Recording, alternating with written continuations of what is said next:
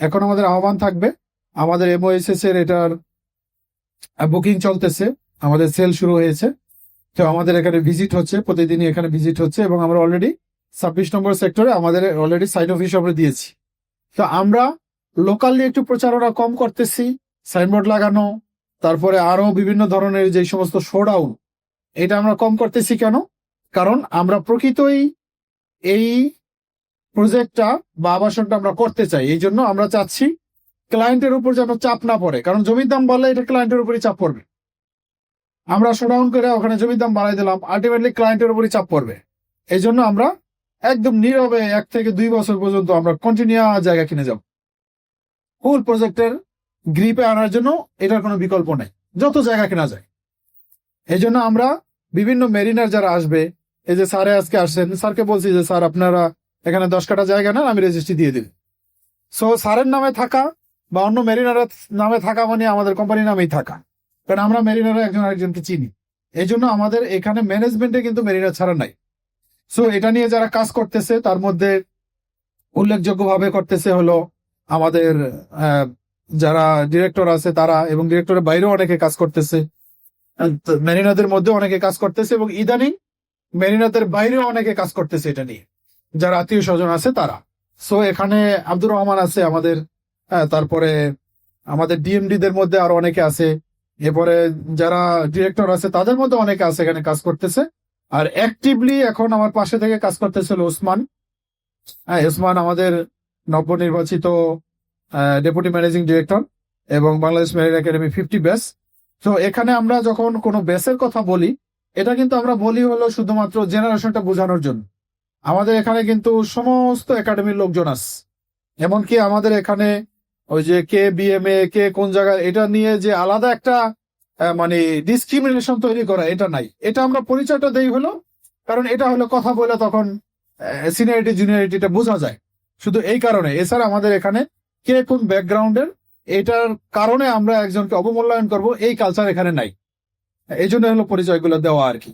So আমি এখানে ওসমানকে বলবো আমাদের এই প্রজেক্টের ব্যাপারে, তার যে প্ল্যানিং বা আমরা যেভাবে আগাতে চাচ্ছি অন্য মেরিনারদের প্রতি তার যদি কোনো আহ্বান থাকে, সেটা মেরিন কমিউনিটির কাছে তুলে ধরার জন্য। আমরা আসলে সবাই কিছু ড্রিম থাকে আমাদের, যে আমি নিজেকে 3 বছর পর বা 5 বছর পর বা 10 বছর পর আমি নিজেকে কোথায় দেখতে চাই। একটা বিখ্যাত উক্তি আছে, আপনি আজকে যেই অবস্থায় আছেন, আপনি গত 5 বছর আগে যে স্বপ্নটা দেখেছেন ঠিক সেই জায়গাতে আছেন। অ্যাকচুয়ালি এই স্বপ্নগুলা বাস্তবায়ন করতে গেলে আমাদেরকে আসলে কানেক্টেড থাকতে হয়।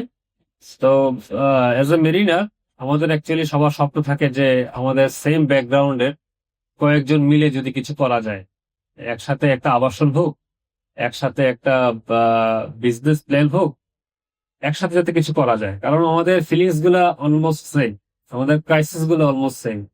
আজ হচ্ছে সুযোগ হলো আমাদের 22nd ব্যাচে ক্যাপ্টেন রশিদ স্যারের সাথে কিছু সময় কাটানোর জন্য। তখন আমি এই বিষয়গুলো হাইলাইট করলাম যে আসলে একজন ক্যাপ্টেন বা একজন ক্যাডেট সবার ক্রাইসিস কিন্তু সেম, সেম প্রফেশনের কারণে সবার ড্রিমস গুলা কাছাকাছি সেম।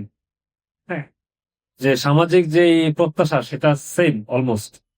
তো অ্যাকচুয়ালি এতদিন আসলে এমন কোনো প্ল্যাটফর্ম আমাদের ছিল না দুর্ভাগ্যবশত, যেখানে আসলে আমরা আমাদের স্বপ্নগুলোকে এক জায়গায় রেখে আমাদের যে সকল সম্ভাবনা, সেই সম্ভাবনা গুলো নিয়ে আমরা কথা বলবো, বা আসলে একসাথে কাজ করার কোনো স্কোপ ছিল না।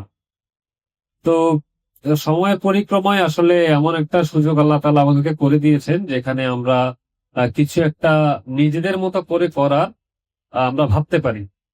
বা অ্যাকচুয়ালি স্যার যেটা বললেন যে একসাথে যদি আমরা চাই, নেক্সট 5 ইয়ার্স এর মধ্যে এই ধরনের প্রজেক্ট বাস্তবায়ন খুবই সম্ভব।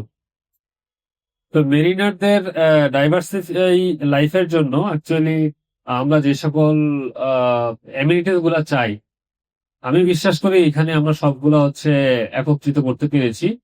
বিশেষ করে যে ইউনিক আইডিয়া গুলা, যে আমরা আমাদের প্রত্যেক লাইফে ভ্যালু এড করবে, তো সেই ফ্যাসিলিটি গুলা তো এখানে থাকবে। সাথে সাথে হচ্ছে যেটা বাংলাদেশের প্রেক্ষাপটে আমরা দেখি না আবাসনে, যে এই যে এরকম লেক বা হচ্ছে প্রত্যেকটা প্লটে একটা স্পেস ছেড়ে দেওয়া হয়েছে গ্রিনারাইজের জন্য, বা এখানে একদম আমার প্রথম ইনভেস্টমেন্ট থেকে আমার রিটায়ারমেন্ট পর্যন্ত যে একটা পলিসি। কারণ এখানে রিটায়ারমেন্টের কথা কেন বললাম, কারণ এখানে যে কমার্শিয়াল স্পেস গুলো আছে সেখানে অ্যাকচুয়ালি বিজনেস গুলা কিন্তু আমাদের দ্বারাই পরিচালিত হবে ইনশাল্লাহ।